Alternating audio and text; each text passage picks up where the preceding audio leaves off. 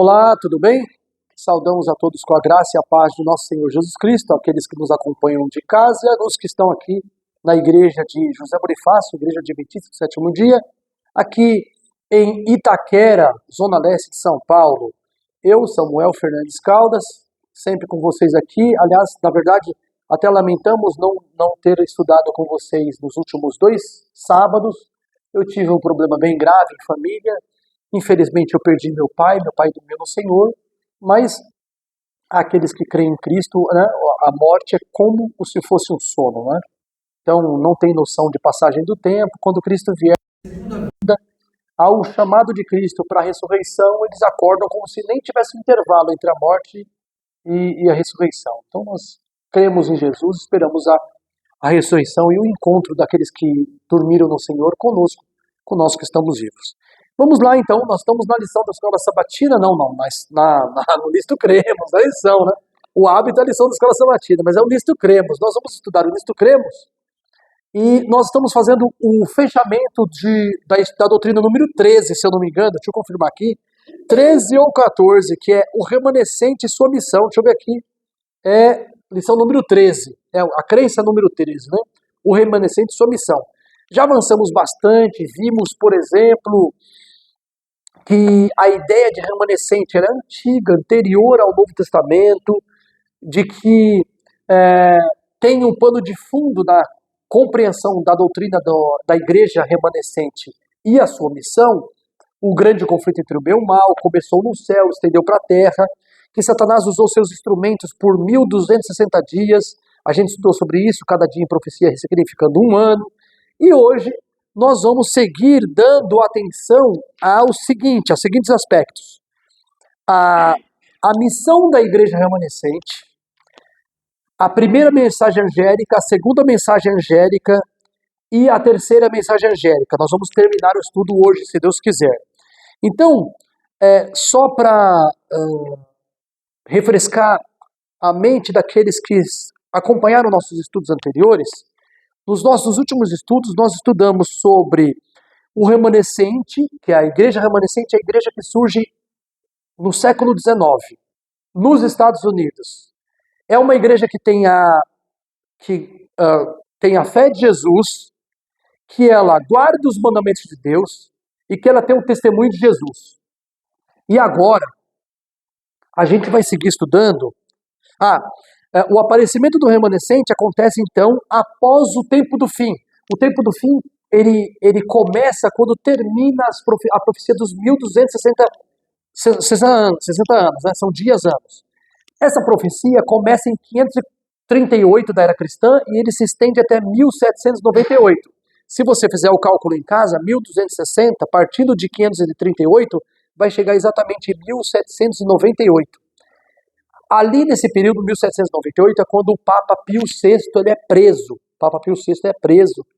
E a besta foi ferida de morte, portanto. Ou seja, o poder papal, na instituição papal, que é a besta do Apocalipse, a primeira besta do Apocalipse, ela foi ferida de morte.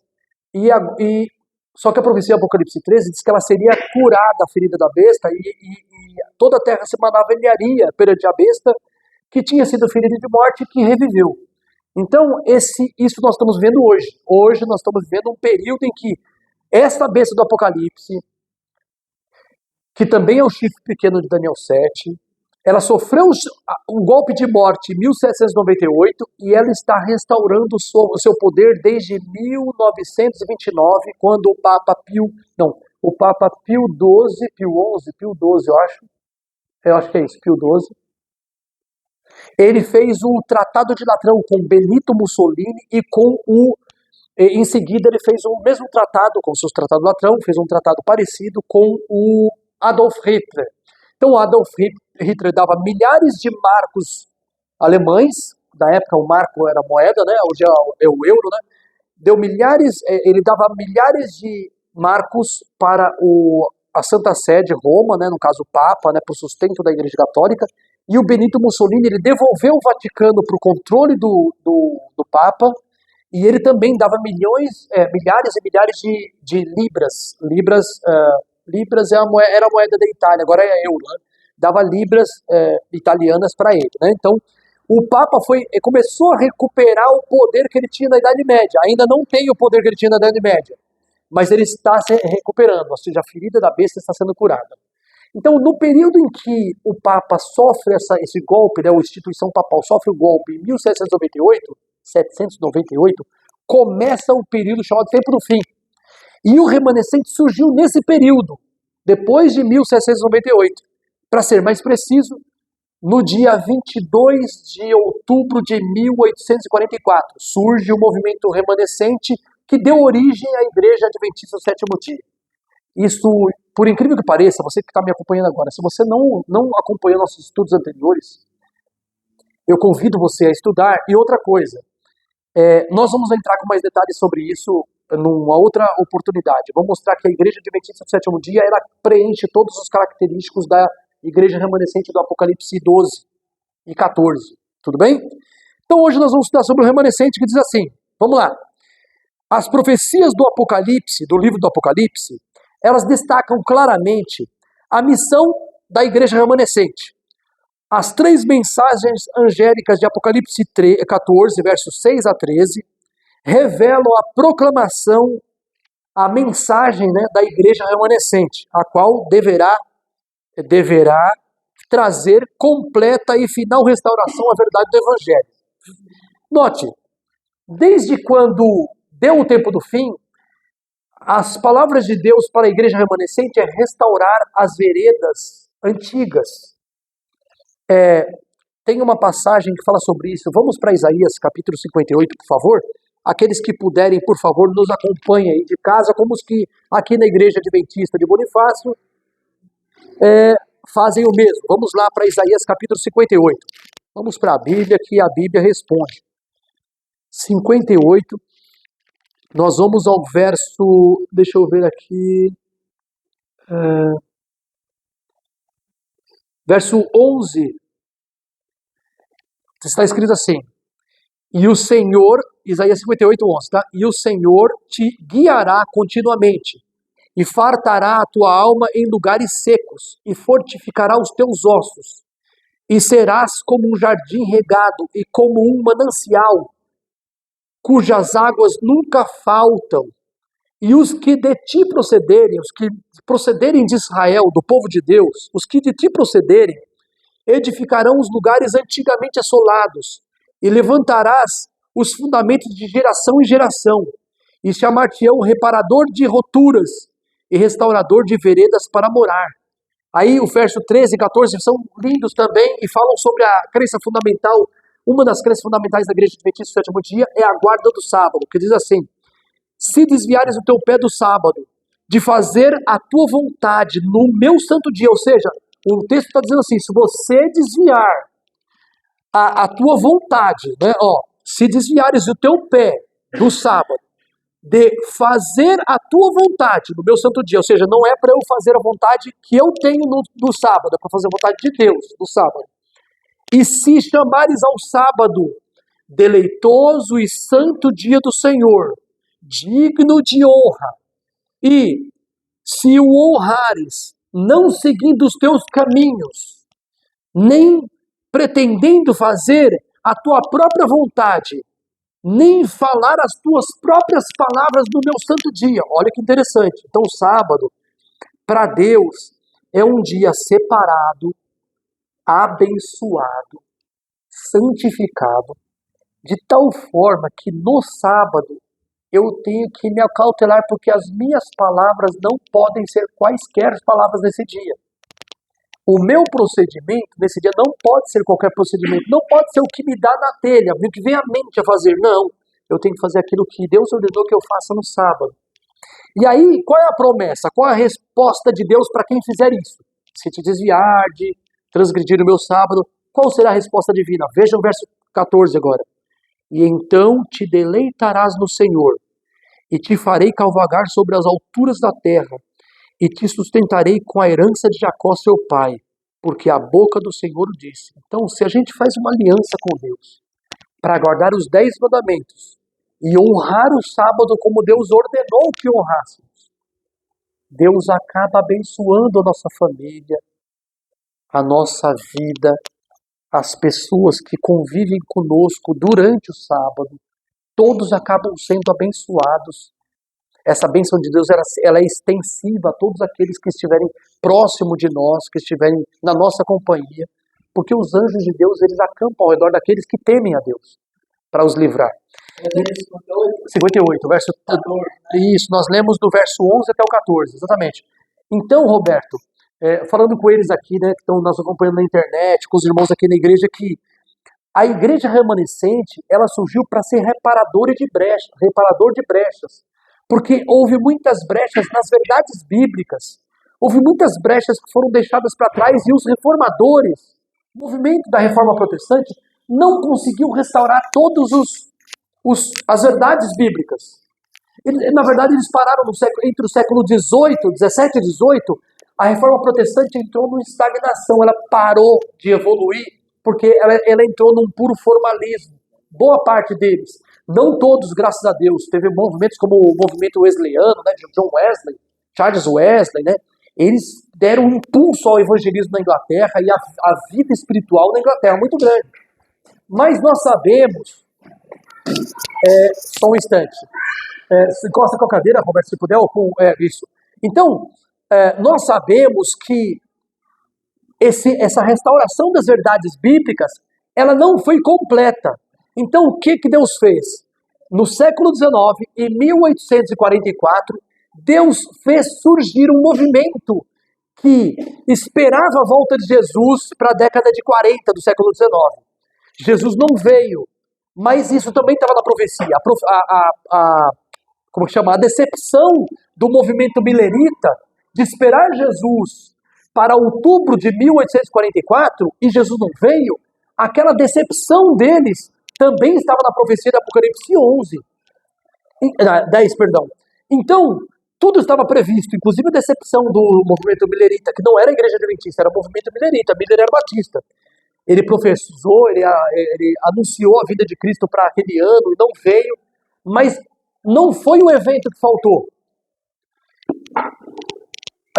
Não foi o cálculo que faltou, foi o evento que foi diferente. Ele deduziu, Guilherme Miller, ou para quem está na Inglaterra, Estados Unidos, está num país que fala inglesa, William Miller, a gente chama de Guilherme aqui, o William Miller, ele viu para as profecias de Daniel 8, verso 14, que havia uma profecia que dizia assim, até 2.300 tardes e manhãs o santuário será purificado.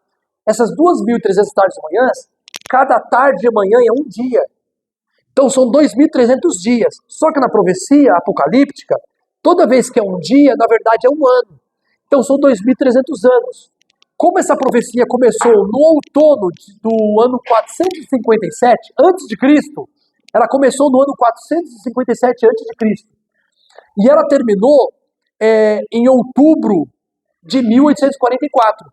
Então os 2.300 anos se cumpriu exatamente. Só que a profecia dizia que o santuário será purificado. E o Guilherme Miller pensava que a purificação do santuário era a purificação da terra com a segunda vinda de Cristo. Essa era uma confusão típica da época. Eles pensavam que a terra fosse um santuário. E que a purificação do santuário descrita em Daniel 8,14 seria a segunda vinda para purificar a terra com fogo. Só que não é isso. A profecia estava dizendo da purificação do santuário celestial. E a igreja adventista entendeu essa purificação do santuário celestial. Aí você fala assim, mas purificação, você tem um santuário no céu, ele vai estar impuro? Sim, ele está impuro não com impureza física, mas com impureza da presença dos registros do pecado. Existe no céu livros onde estão registrados os pecados, certo? Vamos abrir Daniel 7. Vamos para Daniel 7 para vocês verem. Daniel 7 fala sobre o assentamento, ou seja, o estabelecimento do tribunal de Deus. Daniel 7, verso 9 e 10. E aí, em Daniel 7, verso 9 e 10, no verso 10, ou melhor, no verso 10, diz assim, eu vou ler para vocês para contextualizar quando surge o remanescente. Isso que eu estou fazendo agora, gente, eu estou recapitulando um pouquinho do que a gente já estudou, tá? Isso já foi estudado com mais detalhes e digamos assim, sem nenhuma pressa nas lições anteriores. Se vocês quiserem acompanhar, é só voltar às lições anteriores. E depois volta aqui. Olha o que está escrito aqui no verso 10. Um rio de fogo manava e saía de diante dele, do trono de Deus, tá bom? Trono de Deus. Tá no verso 9 isso aí. Verso 10. Seguindo. Milhares de milhares o serviam, e milhões de milhões estavam diante dele. Assentou-se o juízo, ou tem versões que dizem assentou-se o tribunal, e abriram-se os livros. Então existem livros lá no céu, onde estão registrados os registros de pecado. E tem livros que são registros de boas obras. A Bíblia chama de livro memorial. Está em Malaquias 3, verso 16. Livro memorial. Além de Malaquias 3, verso 16, também está escrito no Salmo 56, 8, se eu não me engano. E também está escrito em Esdras, capítulo 13, verso 14 ou 15, se eu não me engano. Eu estou citando os lugares onde fala do livro memorial. Só que pelo nome, Malaquias 3,16, é lá que diz livro memorial, desse jeito. O livro das boas obras. Então, é um livro, é bem claro, não é? Você pode ler, Lucas? Lê aí. Então os que temiam ao Senhor falavam uns aos outros. O Senhor atentava e ouvia. Havia um memorial escrito diante dele para os que temem ao Senhor e para os que se lembram do seu nome. Nesse livro não tem nome nenhum incrédulo lá, só crente. Das obras. Só crente, porque ela é um livro de relato de boas obras dos fiéis. São boas obras fruto da fé. Não é boas obras de legalista. Para salvação. Não é, porque o legalista ele não faz as boas obras por fé. Ele não está crendo em Jesus para ser salvo. Ele está crendo naquilo que ele faz. Então não é para esse. É toda boa obra como fruto da fé. Isso está escrito também no livro O Grande Conflito, no capítulo O Grande Juízo de Investigação. Se não me engano é isso o título. O Grande Juízo de Investigação. Isso. O juízo investigativo, acho que é isso, né? O juízo investigativo. Eu estou sem ele aqui hoje, mas está escrito lá. Se você pegar o Grande Conflito, no capítulo que fala sobre o juízo de investigação, ou o grande juízo de investigação, você vai ler a segunda, terceira, da primeira a terceira página, você vai ver isso que eu estou falando para você. Que nesse livro memorial estão escritos as boas obras daqueles que têm fé em Jesus. Não é qualquer pessoa. Não é as boas obras que o Espírito faz. É quem tem fé em Jesus como Salvador. As boas obras que a pessoa faz pela fé estão registradas nos livros. Também existe o livro de registro de pecado, como nós já lemos nos estudos anteriores. Eu só vou citar agora, não vai dar tempo para a gente ler, que é Isaías capítulo 65, versos 6 e 7. É onde está o registro de más obras, de pecado. Então existe um livro de registro de pecado no céu. Lá está o pecado de quem? De todo mundo. De quem? De todo mundo. De pessoas que já aceitaram Jesus e pessoas que não aceitaram Jesus. Do grande conflito, né? Isso, grande juízo de investigação, exatamente. Então o que acontece? Existe um livro de pecados. Pode falar, Terezinha.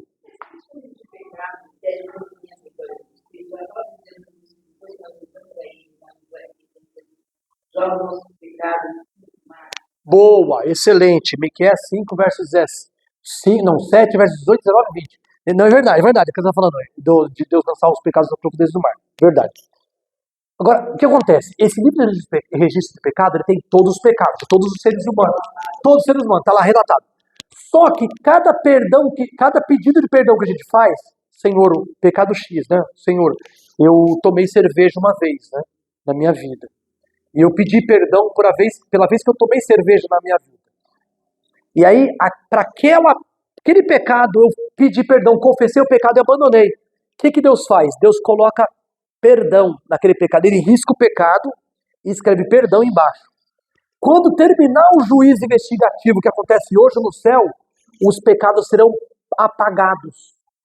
Essa profecia do pecado ser apagado está escrita em Atos dos Apóstolos, na Bíblia, capítulo 3, verso 19. Eu estou falando aqui porque quem vem aqui para a classe, aqui para a nossa classe, a gente sempre recomenda, traz um bloco de notas, ou no celular tem um bloco de notas, ou você traz uma cadernetinha para você, um caderninho, umas folhinhas para você anotar. Eu ando na minha Bíblia com papéis assim, ó. Meu filho rabiscou, ó. Vou mostrar para vocês, meu filho rabiscou. O que eu faço? Quando sobra um restinho de papel aqui, ó, uma partezinha em branco, eu vou lá, anoto. Tem vezes que eu tenho a mensagem na cabeça. Mas para não esquecer, eu anoto a sequência de versos quando eu vou pregar. E quando eu vou pregar, eu só uso a sequência de versos que está aqui. Eu já sei o que falar. Mas eu nunca anoto muito tempo antes. Por quê? O grande conflito diz isso no capítulo Os Ardis de Satanás. Eu não vou lá agora. Mas lá diz assim que Satanás toma nota da pregação. Olha, escuta o que está escrito lá. Satanás, ele acompanha os servos de Deus. Ele vê a pregação que os servos de Deus estão fazendo. E ele toma nota do assunto que vai ser pregado. E ele sabe qual igreja que o servo de Deus vai pregar. O que ele faz? Ele tenta engenhosamente arquitetar planos para as pessoas mais necessitadas daquela mensagem não estar na igreja, ou se estiver na igreja não prestar atenção. Entendeu? Não prestar atenção. Então essas pessoas, quem prepara o sermão tem que saber disso. O diabo toma nota para ele tentar perturbar o caminho, sabe? Para quando chegar na hora da uma pessoa que está sendo beneficiada saiu da igreja. Ou alguém tirou ela do púlpito, da nave da igreja, sabe? Ou alguém está fazendo barulho e a pessoa não ouviu. Ou a pessoa não pode ir para a igreja, porque aquela pessoa é mais beneficiada por aquele sermão, não vai ouvir. Entendeu? Então, o que eu faço? Eu tenho a estratégia da mensagem na minha cabeça. Eu tenho todo o caminho dela. Eu não coloco no papel. Quando chega 5 minutos antes de eu pregar, aí eu coloco. Eu coloco assim na ordem. 1, 2, 3, 4, 5, 6. Aí eu vou pregar.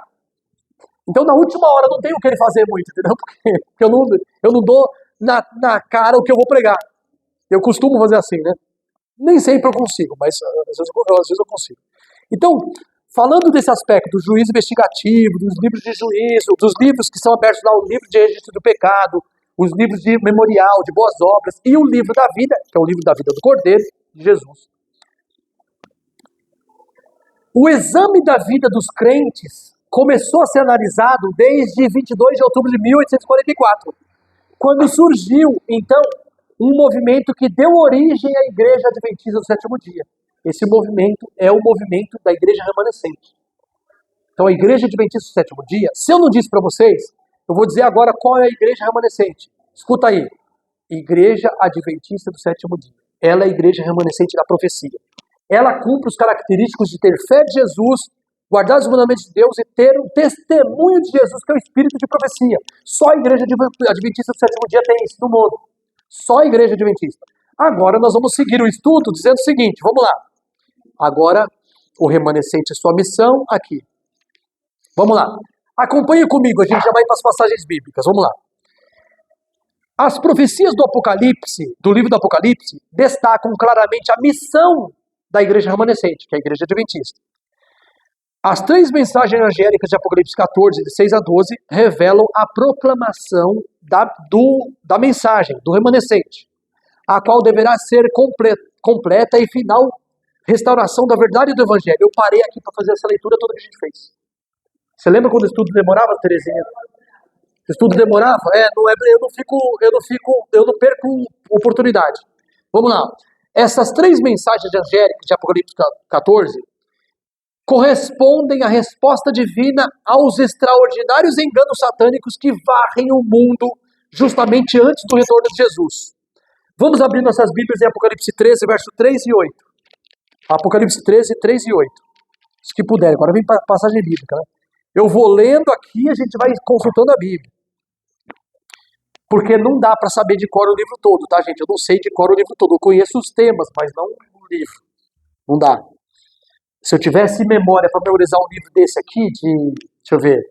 Se eu tivesse memória para memorizar um livro desse, deixa eu ver, que tem 469 páginas, quase 500, eu dedicaria a memória para poder memorizar a Bíblia, né?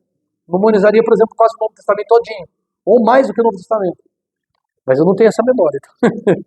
Então vamos lá. Apocalipse 13, verso 3 e 8 diz assim: E viu uma de suas cabeças, falando da primeira besta, tá? Do Apocalipse 13, que é a besta que emerge do mar. Então vamos lá. E viu uma de suas cabeças como ferida de morte. Nós já falamos para vocês que foi em 1798. E a sua chaga mortal foi curada. E toda a terra se maravilhou após a besta. Então vamos lá. Houve a ferida de morte e foi curada. Mas como assim foi? Já foi? Não. Está sendo. Por que foi? Porque João, o profeta, ele viu depois. Ele já viu a coisa curada já. Nós não. Nós estamos vendo o processo ainda acontecendo. Como ele escreveu há 1900 anos atrás. Só que ele escreveu da coisa já concluída, né, da cura efetuada. Nós não, nós estamos vendo a cura se dando diante dos nossos olhos. Então o verso 8, falando sobre engano, aí diz assim, ó. E adoraram-na, a besta no caso, né? Adoraram a besta todos os que habitam sobre a terra, esses cujos nomes não estão escritos no livro da vida do Cordeiro, que foi morto desde a fundação do mundo. Por que adoraram? Porque a besta engana. O diabo usa a besta para enganar. A primeira e segunda besta do Apocalipse. A besta do mar e a besta da terra. Como ele engana, a terra toda se maravilhou e seguiu após a besta. Qual é a questão aqui? A questão é que a besta, como ela engana, seduz, quem não é enganado? Só aqueles que têm vital ligação com Cristo e estudam e compreendem a palavra de Deus para discernir, para diferenciar o verdadeiro do falso. Opa, alguém está querendo adorar a Deus e servir no domingo como se o domingo fosse dia de guarda. Gente, não, isso é falso. Eu sei que é o sábado, do 7º dia da semana. Aí alguém fala assim, não, mas o meu parente morreu, veio falar comigo durante a noite. Apareceu para mim no quarto. Não, opa, isso aí é demônio. Porque a Bíblia fala que os mortos nada sabem e não tem parte alguma do que se faz debaixo do sol. Então você começa a se orientar e perceber o que é certo e errado. Opa, alguém me chamou para tomar uma bebida alcoólica. Opa, não vou, porque aqui nesse corpo é corpo do Espírito Santo, eu não vou tolerar esse tipo de coisa. Então, saber dar entender as coisas e afastar as coisas erradas, né? E para Deus nos usar como pessoas iluminadas pelo Espírito Santo, pregando a verdade ao mundo, a gente tem que estar sabendo a verdade, mas também vivendo. Não é só saber é pouco. O diabo também sabe as coisas da Bíblia, mas para ele não serve para nada, né? Que ele mente, é mentiroso desde o princípio, não tem jeito. Então para ele não serve. Olha, seguindo aqui, capítulo 14, aqui é o verso 14 a 16. 14 a 16, olha os enganos ali, ó. Aqui mesmo, Apocalipse 13, 14 a 16. Está escrito, você pode ler, Terezinha, o verso 14?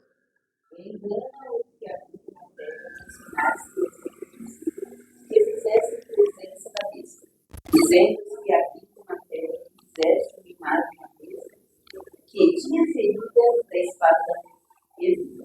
Opa, tinha sido ferido pela espada, mas vivia. Ou seja, já tinha sido curada.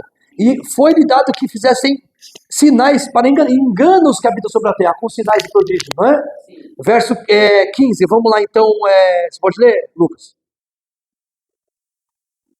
Foi dado comunicar fôlego à imagem da besta, para que não só a imagem falasse, como ainda fizesse morrer quantos não adorassem a imagem da besta.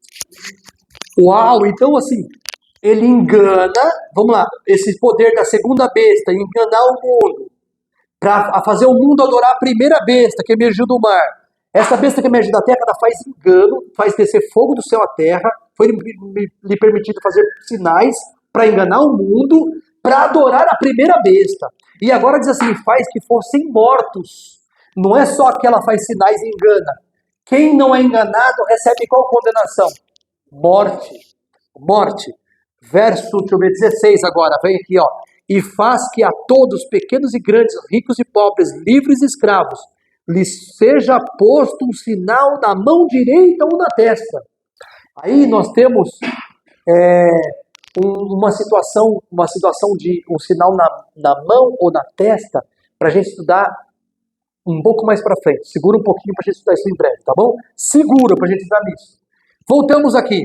Imediatamente em seguida a esses eventos que acabamos de estudar, ao último apelo divino dirigido ao mundo, Cristo retornará para efetuar a colheita. Vamos para Apocalipse 14, verso 14 a 20. Então, 14 a 20. Nós não precisamos ler tudo, mas talvez seja bom a gente fazer. Vamos lá, vamos ver se o verso 14 já ajuda. Apocalipse 14, verso 14 a 20. A recomendação do livro é essa. Vamos lá. E está escrito assim: E olhei, e eis uma nuvem branca, e assentado sobre a nuvem um semelhante ao Filho do Homem, que tinha sobre a cabeça uma coroa de ouro, e na sua mão uma foice aguda. O que a gente faz com a foice? A gente corta colheita, né? Algo de trigo, ceifa, né? A gente ceifa. Isso significa que a foice ali simboliza que chegou a hora de colher da terra aquele que é trigo, aquele que é joio, aquilo que é uva de verdade, aquilo que não é. Vejamos lá. A vinha da terra está madura. Vamos lá, verso seguinte, 15, pode ir, Terezinha. E o ano saiu do templo, clamando com grande voz aos que estavam sentados sobre ele. Lança a tua força, a honra de ceifar te é vinda, porque já a colheita da terra está madura. Isso, aqui a mesa a sua descolheita, a minha de seara, isso mesmo, está madura. Verso 16, vai lá, por favor, Lucas. E aquele que estava sentado sobre a nuvem passou a sua foice sobre a terra, e a terra foi ceifada. A terra foi ceifada. Essa é a segunda vinda de Cristo. Ela é comparada com a colheita, né? Olha o que diz o verso seguinte. E saiu do templo que está no céu outro anjo, o qual também tinha uma foice aguda. Verso 18. E saiu do altar outro anjo, que tinha poder sobre o fogo. E clamou com grande voz ao que tinha a foice aguda, dizendo: lança a tua foice aguda e vindima os cachos da vinha da terra, porque já suas uvas estão maduras. Era a hora de colheita. Verso 19, Terezinha. E o anjo lançou a sua foice à terra e vindimou as uvas da vinha da terra, e atirou-as no grande lagar da ilha de Deus. E verso 20, agora Lucas, perdão. E o lagar foi pisado fora da cidade, e correu sangue do lagar até os freios dos cavalos, numa extensão de 1.600 estádios. Uau! Ou seja, isso aqui é a condenação do mundo, né? Na segunda vida, a condenação do mundo. Aqueles que vão morrer, né? Aqueles que morrerão na segunda vida de Cristo.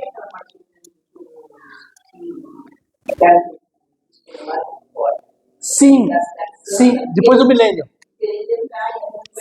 Sim, porque ficaram fora da cidade. É verdade. Então, fala da segunda vinda e já associa a segunda morte com eles, falando lá depois do milênio, certo? É isso. Então, o que acontece?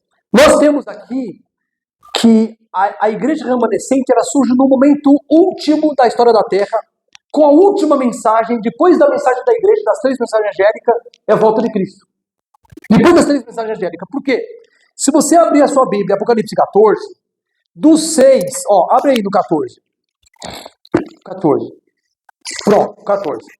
Do verso 1 até o verso 5 fala do povo. Que povo é esse? Os 144 mil.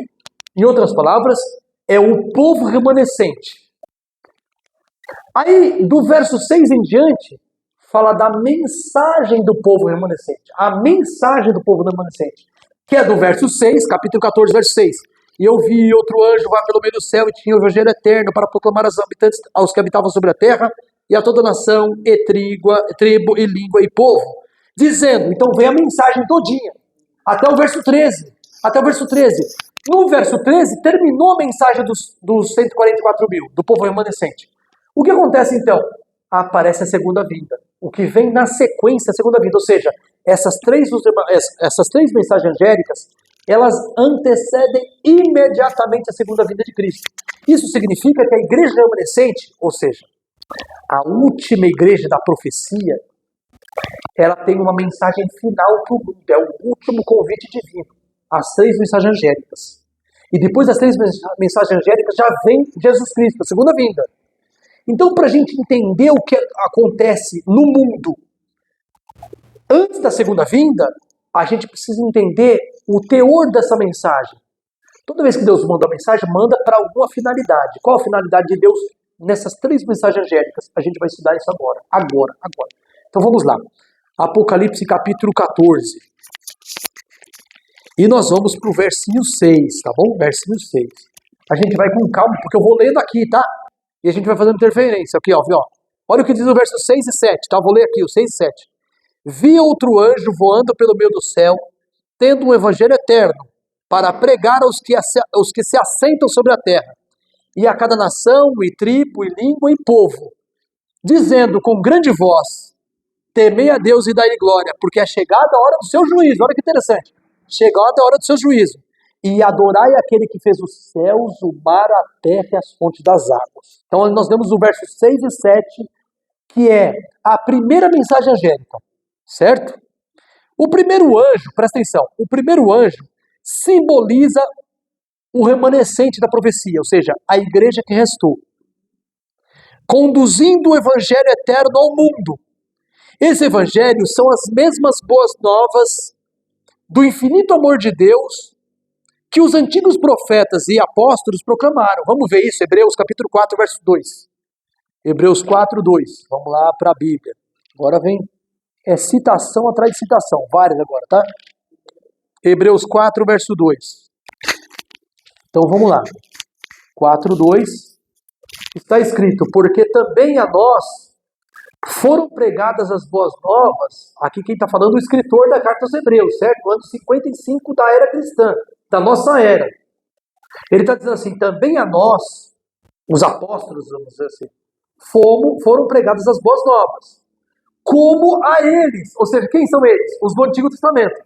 Mas a palavra da pregação nada lhes aproveitou, porquanto não estava misturada com fé daqueles que a ouviram. Ou seja, ele está falando que muitos do Antigo Testamento que ouviram a pregação das boas novas não aceitaram, mas a nós foi pregada e nós aceitamos.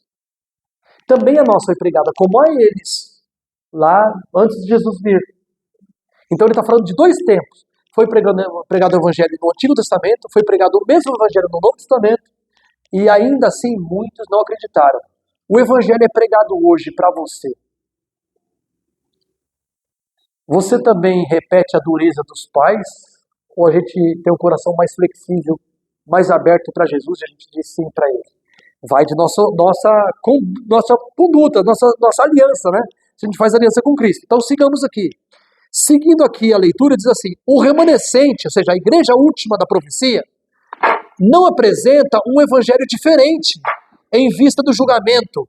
Eles reafirmam o evangelho eterno, de que os pecadores podem ser justificados pela fé e receber a justiça de Cristo. Então, o evangelho pregado por hoje pela igreja adventista é o mesmo evangelho eterno pregado por Jesus, os profetas do Antigo Testamento e os apóstolos.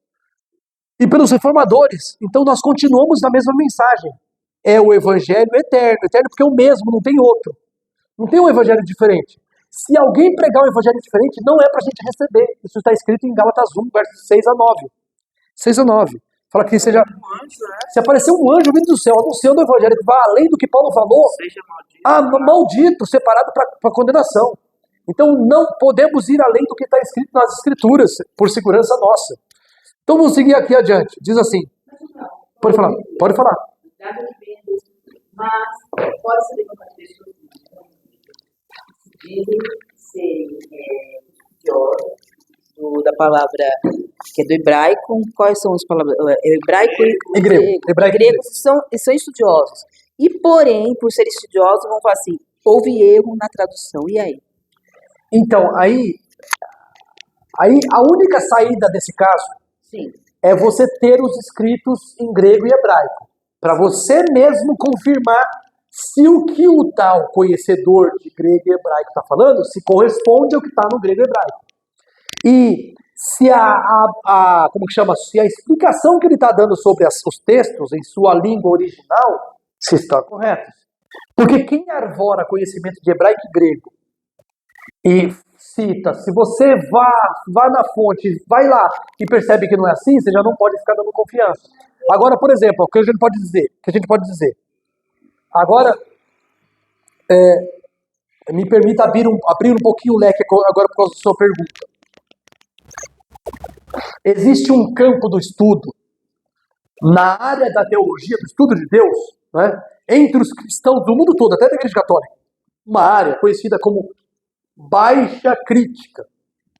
Baixa crítica é o estudo dos eruditos que são peritos em grego e hebraico. Os estudiosos de baixa crítica, o que eles fazem? Eles estudam comparando os manuscritos e vendo como está traduzido do um e no outro. Como está escrito no grego de um e no grego do outro. Por exemplo, tem um manuscrito lá na Rússia, do século VII da nossa era, há 1300 anos atrás. E tem um manuscrito lá na Universidade de Cambridge, do mesmo escritor bíblico, por exemplo, de Pedro, e é o mesmo manuscrito, só que um está na Rússia, o ano 700, e o outro está na Universidade de Cambridge, do século 900. Então, o que o perito de baixa crítica faz? O erudito, o cara, a pessoa que estudou muito para isso. Ele compara o texto de Pedro lá da Rússia com o de Pedro da Inglaterra, na Universidade de Cambridge. E ele compara os dois e vai comparando palavra por palavra. Conjugação, caso, dissidência. É assim, dissidência, na verdade, desidência. Que é quando assim, sufixo, prefixo, como termina a palavra. Se, por exemplo, tem a palavra Deus, né? No grego é theos. Mas ela pode acabar com theon ou theon. A mesma palavra, dependendo, ela pode terminar de outra forma. Aí ele vai ver se aquela palavra theon se termina theon também naquele versículo, daquela afirmação de Pedro lá da Rússia e de Cambridge. Ou se tem uma variação. Se tem variação, ele vai querer saber se essa variação implica numa mudança da mensagem, ela muda o sentido das palavras, ela troca o sentido que a gente entende. Então esses caras que estudam isso são muito feras. Só que não é qualquer um que estuda isso, é gente da pesada. Eu quero dizer, tem gente que é muito estudiosa, que é perita nisso. E eles podem falar realmente se tem imprecisão em algum verso. Assim, por exemplo, esse verso aqui, ó, não dá pra gente garantir com os pés juntos que o sentido é esse. Parece mais esse, mas tem variantes, porque tem outros manuscritos iguais, de períodos parecidos, por exemplo, do mesmo século, que estão lá na Romênia, o outro está na Alemanha, e os mesmos manuscritos estão dizendo coisas parecidas, mas não iguais. Você não consegue bater o martelo, qual o sentido? Tem isso. Agora, existe só um verso na Bíblia, só um verso, só um, que não está no original. Só um. É 1 João 5,7. Abre sua Bíblia, 1 João 5,7. Primeira carta de João. É o único verso que não está nos manuscritos mais antigos. Não quer dizer que não tem manuscrito nenhum. Tem manuscritos mais recentes, do século 12, 13, 14, da nossa era, ou seja, de 700, 600, 700, 800 anos atrás. Tem manuscritos mais recentes, mais jovens, não tão velhos, que tem esse versículo. Mas no manuscrito mais velho que existe, já encontrado, não existe esse verso. Então existe uma dúvida se ele é legítimo ou não. Entendeu? Então acredita-se, os estudiosos, vou falar o que eles dizem, tá? Acredita-se que esse verso não é original, ele foi uma interpolação. Quando vocês dizem interpolação, é quando alguém acrescentou, mas que não muda o sentido da Bíblia nenhuma. Ou seja, a presença desse verso aqui, ou a ausência desse verso não muda nada. A Bíblia continua. Exatamente. Ou seja, existe uma prova de acréscimo, mas mesmo essa prova de acréscimo, ela não muda sentido nenhum da Bíblia. Nenhum. Não muda a doutrina nenhuma. Vamos lá. 1 João capítulo 5, verso 7. Desculpa se eu esqueci de falar para vocês. 5, verso 7. Deixa eu ver aqui. 7, diz assim. Porque 3 são os que testificam no céu. O Pai, a Palavra e o Espírito Santo. E esses 3 são um. Só isso que não está no manuscrito mais antigo. Note, não é que ele não está nos outros manuscritos. Ele não está no manuscrito mais antigo. E tem gente que leva em conta que o manuscrito mais antigo é o mais inteiro. Eu não concordo com isso.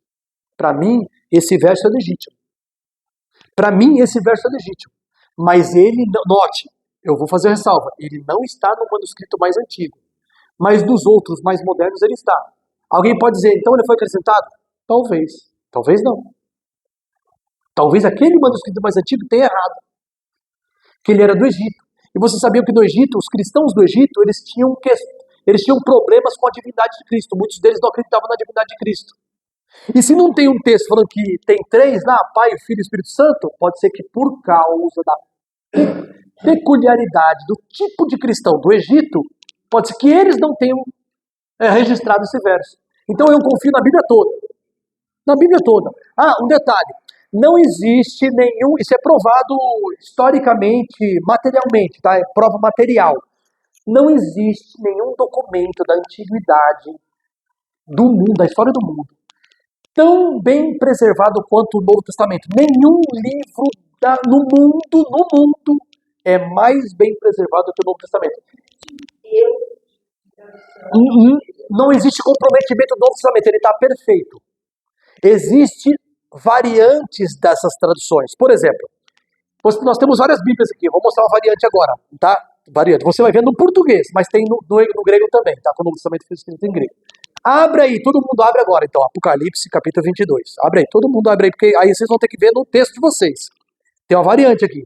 Tem duas palavras, uma chamada entolas, e a outra enolas, uma coisa assim. Enolas ou entolas. Não, uma é eistolas e outra entolas. São duas, são palavras gregas, tá? Estou falando grego aqui, tá? É grego mesmo, não é português não. Uma chama entolas e outra eistolas. Essas duas palavras, elas são palavras, tem um nome para isso, um termo técnico da linguagem para falar. São palavras similares, né? Parecidas. Não é igual, mas é confundível, entendeu? Entolas e eistolas, entendeu? São palavras, e elas estão aqui. Tem verso que aparece como eistolas e outro como entolas. Aí traduziram aqui, ó. Apocalipse 12, verso 14, está escrito assim, ó. Bem-aventurados, eu vou ler na minha, tá? Vocês vão ver a diferença da Bíblia de vocês. Vocês vão ver a diferença aí. 22, 14 de Apocalipse. Está escrito assim, ó. Bem-aventurados aqueles que lavam as suas vestes do sangue do Cordeiro, para que tenham direito à árvore da vida e possam entrar na cidade pelas portas. Tem versão que não diz assim. Tem versão que diz assim, bem-aventurados que guardam os mandamentos. Ali, ó. Sim ou não? Bem-aventurados que guardam. Por quê? Por causa da opção. Aí você fala assim, poxa, mas por que fizeram a confusão e deu, em vez de... Por que na mensagem veio assim, bem-aventurados que lavam suas vestes do sangue do Cordeiro, para que tenham o direito de entrar na cidade pelas portas. E o outro verso diz assim, bem-aventurados que guardam os mandamentos, para que tenham o direito de entrar na cidade pelas portas. Por que um diz que lava as vestimentas no sangue do Cordeiro e o outro guarda os mandamentos? Por causa da tradução dessa palavra, eistolas e entolas. O que acontece? No manuscrito antigo, pode ter aparecido a palavra assim, ó, só para você ter aí uma noção. Eu não vou escrever no grego, porque não vai fazer sentido para vocês, tá? Eu podia escrever no grego aqui, mas não vou escrever. Vou escrever no português para vocês terem uma noção do que pode ter acontecido, tá? Vou pegar um pedacinho da folha aqui do rascunho do meu filho. Então é assim, ó, só para você ter uma noção. Eu vou aproveitar o meu canetão da escola, o canetão de escrever na lousa da escola. Como eu sou professor, né? Canetão é o que não falta para mim aqui. Só que a dureza é que tem uns que não estão funcionando, outros que estão. Peraí, deixa eu ver. É o preto. Pronto, achei. Aqui. Vou escrever para vocês verem, tá? Vamos imaginar que tem uma tradução, um manuscrito que está escrito assim, ó.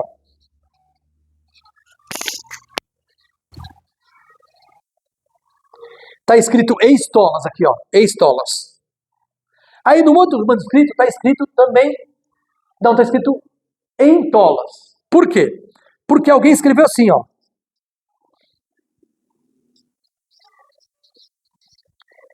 Vamos dizer que num dos manuscritos, uma consoante apagou. O N, do entolas. Tá vendo aqui, ó? Um está escrito eistolas, o outro está escrito entolas. Aí, os manuscritos são usados, não são usados? Eles não têm séculos de vida? E de repente apaga uma consoante. Ou apaga uma letrinha.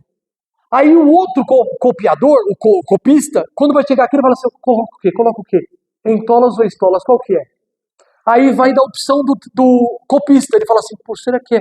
Eu acho que é entolas. Aí dá, bem-aventurados que lavam suas vestes do sangue do Cordeiro, por exemplo, né? Aí o outro colocou lá na cópia, ele optou pelo seguinte, bom, o manuscrito mais antigo que eu estou copiando dele para o novo, está escrito o entolas, não está entolas, está faltando o S ali, ou o N. Em vez de ele colocar entolas, coloca estolas. Aí o outro traduz assim. Aí o tradutor no futuro, daquela cópia, vai colocar assim, bem-aventurados que guardam os mandamentos, né, para que tenham o direito de entrar na cidade pelas portas. Então isso deu variação, falta de uma letrinha, uma coisinha assim, entendeu? Então não deu, mas não muda o sentido, sabe por quê? Mesmo esse verso não muda o sentido, sabe por quê? Quando Cristo morreu na cruz do Calvário, não morreu para perdoar os nossos pecados? Quando ele obedeceu à lei de Deus, não foi em nosso lugar, porque nossa obediência não dá certo, não é suficiente? Isso significa o seguinte, qualquer um que lava suas vestes do sangue do Cordeiro para entrar no céu, ele é recebido no céu como alguém que guardou todos os mandamentos, não porque ele tem a obediência perfeita, mas porque quando Cristo morreu por nós, ele ao mesmo tempo ele atribui todas as suas boas obras a nós, como se nós tivéssemos vestido de Cristo, como se tudo que ele desenvolveu está sobre nós, para não ver a nossa nudez. Um exemplo disso, aquela linguagem de João, o João Batista. João Batista falou assim, Eis o Cordeiro de Deus que tira o pecado do mundo, não é assim? Mas espera aí, o Cordeiro não desenvolve lã? Mas para o Cordeiro desenvolver lã, o dono das ovelhas, que tem lá ovelha e cordeiro, ele vai lá, aperta o botãozinho para a ovelha desenvolver a lã ou ela desenvolve sozinha? A lã se desenvolve sozinha, certo? Jesus desenvolveu justiça, obediência, sem nenhuma colaboração nossa. Quando ele morre na cruz, ele entrega para nós tudo que ele fez em nosso favor, e aquilo lançado na minha conta é como se eu tivesse vestido de Cristo. O que a gente faz com a lã? Não faz roupa com a lã? Então, quando fala que nós estamos revestidos da justiça de Cristo, significa que tudo aquilo que ele fez em vida, ele cobre a nossa nudez para nós não aparecermos como a gente é diante de Deus. A gente aparece como Cristo é. Então a gente está revestido com a obediência dele. Então Apocalipse 22, que fala, bem-aventurados que guardam os mandamentos para ter direito de entrar na cidade pelas portas, significa que a obediência de Cristo cobriu a tua nudez. Entendeu?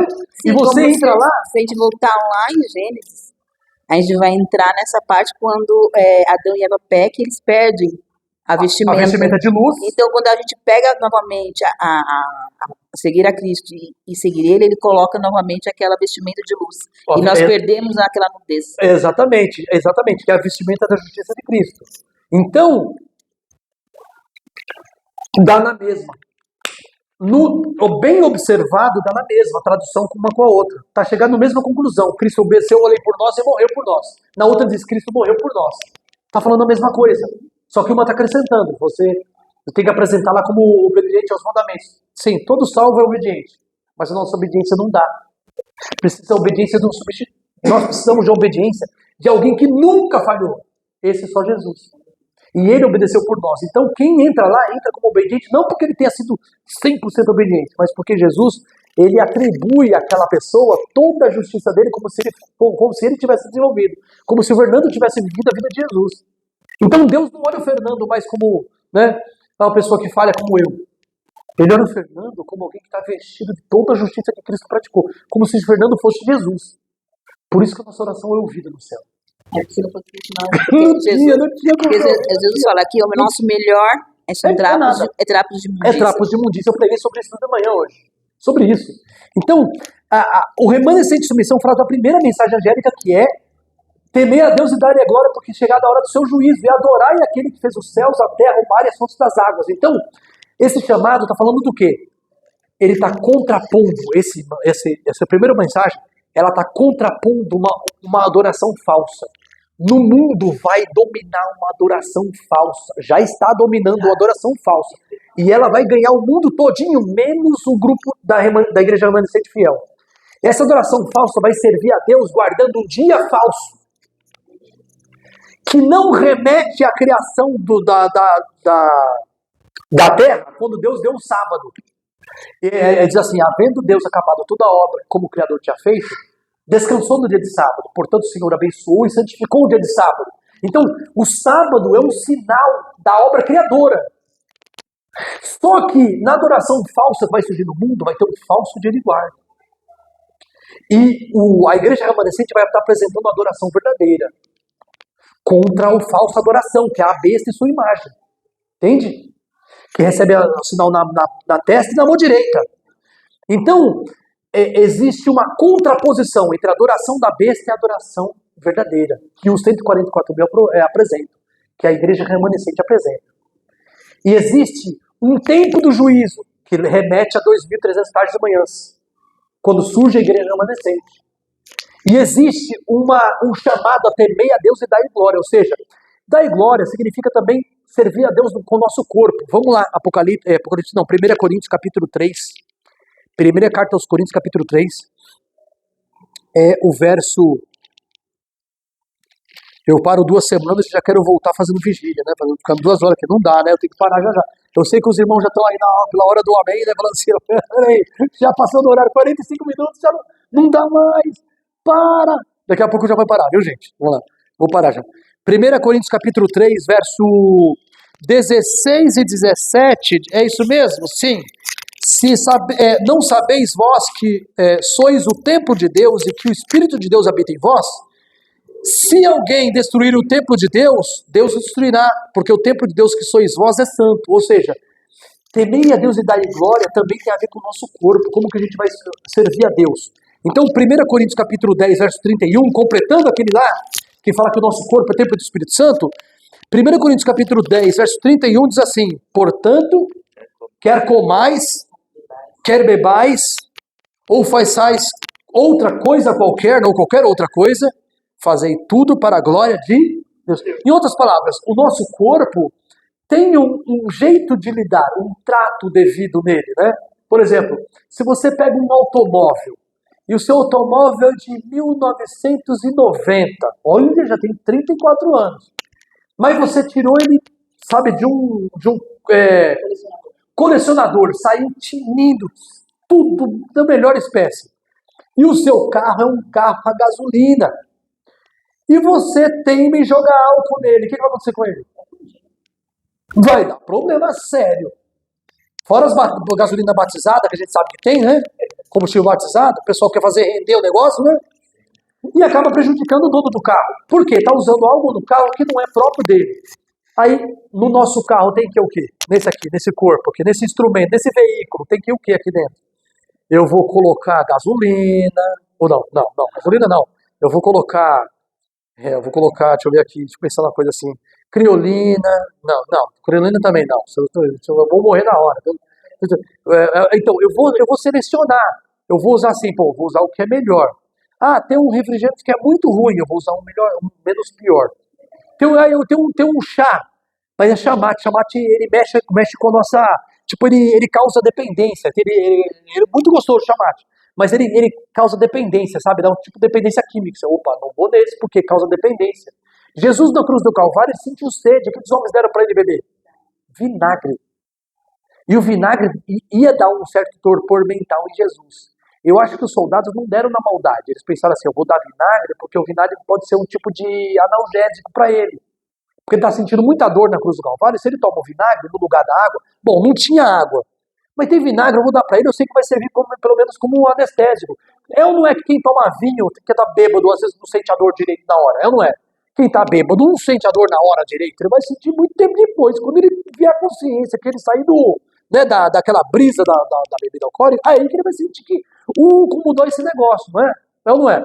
Quem tá muito bêbado, é difícil acordar quem tá bêbado? Nossa, como eu digo. Você tem que às vezes arrastar, colocar debaixo, eu já fiz isso, arrastar debaixo do chuveiro e tirar a roupa da pessoa lá e jogar água fria pra ver se o cara, às vezes dá gole de café. Eu me lembro que meu tio bebia, tinha que dar gole de café porque às vezes o cara dá uma despertada, porque não, é ou não é? Por quê? Porque a pessoa tá no torpor. A mesma coisa, nosso corpo. Nós não podemos tratar nosso corpo de qualquer jeito, né? A Bíblia fala que animal tem carne de animal que é pura, que dá pra gente comer. Tem carne de animal que é imprópria. Então, a primeira mensagem angélica tem a ver com temer a Deus e dar-lhe glória. E se dá glória no corpo também, quer comais, quer bebais, ou seja, aquilo não trata com o nosso corpo. E a segunda, pode falar. Sim. Tem uma pessoa muito agora, né? Da Bíblia que fala assim, é mais perigoso aquilo que sai do que entra. E aí? Mateus 15, é verdade, Mateus 15, isso aí. É verdade, mas ali qual é o contexto? O contexto é ensinamento. O contexto ele fala que o que sai da boca é perigoso, não é porque o que sai da boca é vômito, porque o que sai da boca é fôlego, né? O gás carbônico, a gente exala, né? E o que sai também é palavra, e o que sai é vômito. Não é vômito, cuspe, etc. Né? Mas ele está falando do quê? Qual é o contexto? Falsos ensinos. Por quê? Abre na Mateus capítulo 15, para dar uma olhadinha. Você vê como a classe, se você tiver bem antenado com a classe faz vibrar. Eu quero dizer, a turma que está reunida faz o estudo pegar fogo, assim, pegar e engatilhar, sabe, uma coisa da outra e ficar tinindo, sabe, o estudo fica bom. As perguntas bem colocadas ficam bom. A pergunta da Terezinha foi excelente. Por quê? Em Mateus capítulo 15, do verso 1 em diante diz assim: então chegaram ao pé de Jesus uns escribas e fariseus de Jerusalém, dizendo: por que transgridem os teus discípulos e a tradição dos anciãos? Pois não lavam as mãos quando comem pão. Então ali, você tem uma contradição. Tem os ensinos dos anciãos deles, os escribas fariseus, e tem os ensinos da palavra, da Bíblia. E os teus discípulos não lavam a mão antes de comer. E tinha os escritos dele que tinha que lavar a mão, não sei o que. Era tipo a cerimônia, sabe? Como eu estou aqui agora, eu comeria tranquilo se lavar a mão. Agora eu comeria tranquilo. Agora, se você for ao banheiro, eu entendo. Você lavar a mão antes de comer. Mas se não, se você está numa boa, não pegou nenhuma coisa imunda, não tem problema você comer.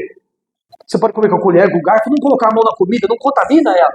Mesmo que a mão estiver contaminada, eventualmente a comida não é contaminada, só para você usar né? Ou às vezes uma embalagem, você está com a embalagem assim, aí né, não acontece isso com sonho na padaria, você comprou sonho, não tem o papelzinho que a gente vai por fora, assim, porque o sonho é pegajoso, não é por causa do açúcar. Você coloca o papelzinho que você está comendo. Mesmo que tua mão estiver suja, não está contaminando. O hot dog, quem vende hot dog, não vende com aquele plástico por fora para proteger? Exatamente. Então, mesmo que tua mão estiver suja, ela não contamina a comida. Então, precisa lavar a mão? Eventualmente não. Eventualmente não. Então, a questão aqui não é lavar a mão ou não. Eles não guardam a tradição dos anciãos. Olha lá, ensino, tá? Ensino. Vamos lá. Aí, verso 3, né? 3. Ele, porém, respondendo, disse-lhes: por que transgredis vós também o mandamento de Deus por causa da vossa tradição? Opa! Então a tradição deles estava indo contra o quê? Tá? No mandamento. Deus mandou. E a tradição deles estava falando em contra. Aí Jesus falou assim no final, aí presta atenção, Jesus falou no final assim: é mais perigoso o que sai da boca do que o que entra na boca. Porque o que contamina não é o que entra, é o que sai. O que ele está falando? Ele está falando que o ensino contamina. O ensino errado faz você ir contra o mandamento. Olha qual é o ensino. Qual era o ensino errado? Vamos seguir adiante. Ó. Porque Deus, verso 4, né? Porque Deus ordenou, dizendo: honra o teu pai e tua mãe. E quem maldisser o seu pai e sua mãe, que morra de morte. Verso 5. Mas vós dizeis... Ó, a mandamento diz uma coisa, mas vocês dizem outra. Qual que é outra? Ó? Mas vós dizeis: qualquer que disser ao seu pai ou à sua mãe, é oferta ao Senhor. Tem versão que diz é corbã ao Senhor. Corbã, tá? Ó, é oferta ao Senhor. O que poderias aproveitar de mim. Esse não precisa honrar nem o seu pai, nem a sua mãe. E assim, verso 6, invalidais, pela vossa tradição, o mandamento de Deus. Ou seja, o que é isso? O que o mandamento dizia? O mandamento, honra teu pai e sua mãe, não é só obedecer pai e mãe. É sustentar o pai na velhice, a mãe na velhice. Quando o pai tá caquéticozinho, fraquinho, é dar amparo, sustentar o pai na velhice. Ou seja, a tradição dos anciãos diz assim, ó, esse dinheiro que você reservou para sustentar seu pai na velhice, é oferta ao Senhor, você está desculpado. Não precisa sustentar a sua mãe, não precisa honrar seu pai e sua mãe. Traz a oferta para o templo. O que eles estavam fazendo? Eles estavam sendo gananciosos, queriam dinheiro que era o dinheiro reservado do filho para sustentar o pai na velhice. E com a tradição que dizia isso, a tradição estava invalidando o mandamento da lei de Deus. Então ele fala assim, ó, ele fala, o que contamina não é o que entra pela boca, é o que sai. Ou seja, não é meus discípulos que não estão lavando a mão para comer que está contaminando vocês, é a tradição dos anciãos que está colocando vocês contra a Bíblia. Então o mandamento, o texto, a passagem, não está falando sobre regra alimentar. Ele está falando sobre ensino, aquilo que sai da boca como ensino, palavras que pervertem. Então tem gente que faz uso disso para poder falar assim, então eu vou comer, vou sentar, hoje eu vou abrir lá o porco, eu vou comer pernil. Não, conversa nenhuma, conversa, ó, vai entender a Bíblia, né? Vai estudar. É bem claro, né? Perdão.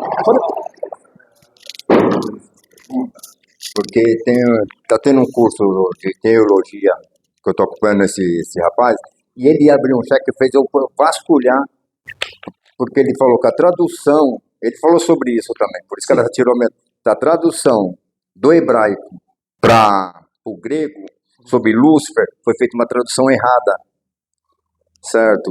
Porque quer dizer, Lúcifer quer dizer um anjo de luz, não é? Ele falou, não é um anjo de luz, certo? É assim, o Lúcifer, que ele deu uma explicação assim, não é um nome que vocês dão ao diabo, porque muitas vezes vocês estão dando um nome. Lúcifer quer dizer portador luz, de luz. certo? Você está indicando, ele está indicando a Deus, a Jesus. Então, é uma tradução que veio do hebraico para o grego que foi errado, mas isso não está implicando na Bíblia. Não compromete a Bíblia. Então, se não está comprometendo, vamos deixar da maneira que está, porque senão isso vai causar briga lá na frente. E eu fui procurar isso, né? Sim, interessante dar uma estudada nisso aí, porque Realmente, a Bíblia foi traduzida do hebraico para o grego 200 anos antes de Cristo nascer. Antes de Cristo nascer, 200 anos. Teve 72 judeus que traduziram o Antigo Testamento para o grego. Porque o grego, na época de Alexandre o Grande, o grego se tornou a língua universal. Como se fosse o inglês hoje. Isso, como se fosse inglês hoje. E aí tinha muitos judeus, muitos israelitas, que viviam na Grécia. Viviam na Capadócia, viviam na Ásia Menor. E esses israelitas que viviam num lugar, em regiões onde a língua universal era o grego, eles tinham falta do Antigo Testamento, e como eles tinham nascido várias gerações, 200, 300 anos morando fora de Israel, vários deles nem sabiam hebraico mais. Aí, o que foi a preocupação dos judeus? Eles pensaram assim, tá muito longe, né? Não, vou parar já, peraí. O que pensaram esses rabinos? Eles pensaram assim, nós precisamos conservar o conhecimento da religião hebraica, judaísmo, para esse povo que eles não sabem hebraico. Como a gente vai fazer? Aí juntaram 72 anciãos de Israel, que eram peritos no hebraico bíblico antigo, né? E eles traduziram do hebraico para o grego uma Bíblia chamada Septuaginta. A Septuaginta é o Antigo Testamento todinho no grego. Foi os judeus que traduziram. Foram rabinos que traduziram. Então, na maior responsabilidade, traduziram para o grego. Nessa tradução, dessa tradução e do Novo Testamento, o Jerônimo da Igreja Católica, um padre, né, que recebeu a comissão, recebeu o dever do Papa, de um dos papas, não me lembro qual era, Silvestre, sei lá o que, não sei, ordenou Jerônimo a traduzir a Bíblia para o latim, que era a língua romana. Aí ele traduziu a Bíblia todinha para o latim, chamada Vulgata. Quando ele traduziu, lá em Ezequiel 28, verso 17, ele deu o nome para o ser que tinha resplendor, ele deu o nome de Luciferum, que seria luz, e ferum é portar, carregar, luz. Então esse anjo era portador de luz. Aí eles chamam de portador de luz, Lucifero. E a gente chama como se fosse nome próprio. É isso que o cara estava falando lá com vocês do estudo, né? A gente chama como nome próprio.